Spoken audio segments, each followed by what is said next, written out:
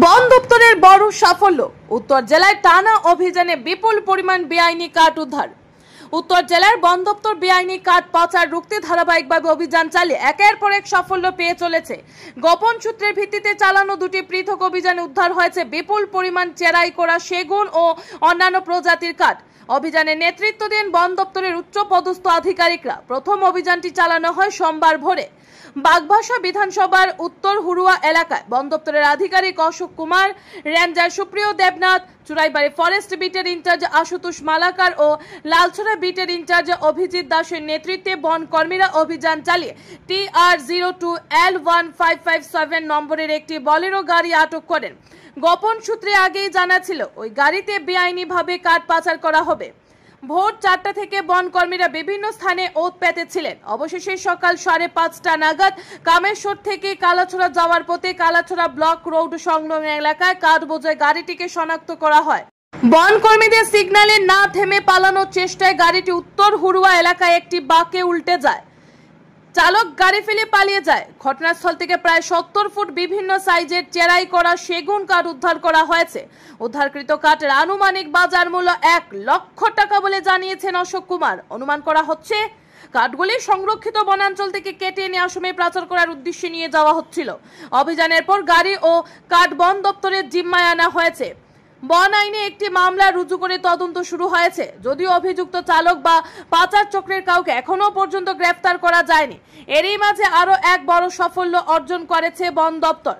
কদমতলা কুর্তি বিধানসভার চুরাইবাড়ি থানাধীন উত্তর ফুলবাড়ি গ্রাম পঞ্চায়েতের 1 নং ওয়ার্ড এলাকায় আজির উদ্দিন নামের এক ব্যক্তির বাড়িতে অভিযান চালিয়ে প্রায় 200 ফুট চেরাই কাঠ উদ্ধার করা হয়েছে।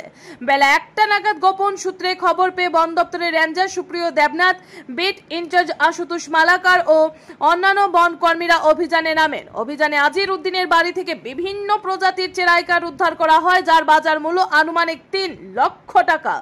রেঞ্জার সুপ্রিয় দেবনাথ জানান, এই কাঠ বিভিন্ন জায়গা থেকে সংগ্রহ করে বেআইনিভাবে মজুত রাখা হয়েছিল। সম্ভবত এসব কাঠও সংরক্ষিত বনাঞ্চল থেকে কেটে আনা হয়। এই ঘটনাতেও বন আইনে মামলা রুজু করে তদন্ত শুরু হয়েছে। এখনো পর্যন্ত কাউকে গ্রেফতার করা না হলেও বন দপ্তরের পক্ষ থেকে জানানো হয়েছে তদন্ত দ্রুত গতিতে এগোচ্ছে এবং দোষীদের শীঘ্রই আইনের আওতায় আনা হবে। বন দপ্তরের ধারাবাহিক সাফল্যে খুশি জেলার পরিবেশ প্রেমীরা।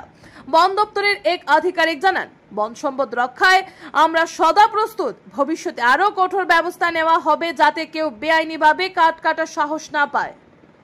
Bureau report, RE Dharmanagar. আমরা কিছু ইনফরমেশন আসলে আমাদের কাছে, তো আমাদের এফপিউ সবাই মিলে প্যাকিং করতেছিলাম। তো এরকম সময় উত্তর হুড়ুয়া এলাকা থেকে আমরা সিজ করছি, যেটাতে কাটা ছিল প্রায় আনুমানিক 2 কিউবিক মিটার আছে। আর এখন আমরা আছি উত্তর ফুলবাড়িতে, যেখানে আমরা অপারেশন করতেছি।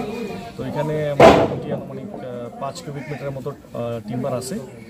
এটা আজির উদ্দিনের বাড়ি, উত্তর ফুলবাড়ি গ্রাম পঞ্চায়েত 1-এ। তো আমরা এখনো অভিযান চালাইতেছি। তো নিয়ে যাবো কাঠগুলি।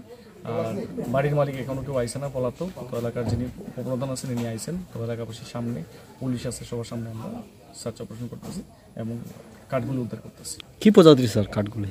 কাঠগুলি অ্যাকচুয়ালি সেগুন আছে এখানে, তারপর কুমা আছে, চামল স্পিসিস আছে। বাজার মূল্য কত হতে পারে?